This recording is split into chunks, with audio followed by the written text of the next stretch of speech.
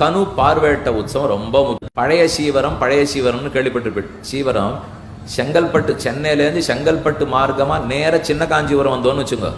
பெரிய காஞ்சிபுரம் போய் வர்ற மார்க்கம் இல்லை, சின்ன காஞ்சிபுரத்துக்கு நேரம் வந்தா வழியில பழைய சீவரம்னு வரும்.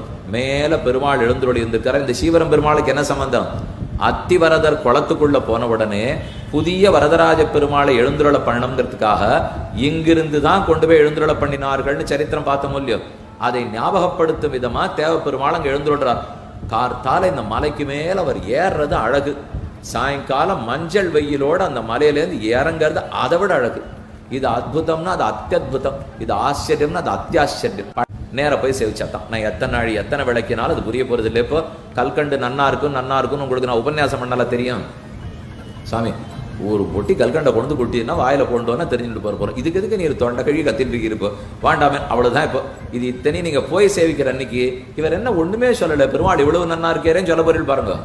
நீங்க கேட்டுட்டு அங்க போன உடனே அவருக்கு சொல்லவே தெரியல. சுவாமி என்னமோ சொல்ல, என்னமா இருக்கு உற்சவம், அவருக்கு சொல்ல தெரியலையே, நீங்க சொல்லணும்.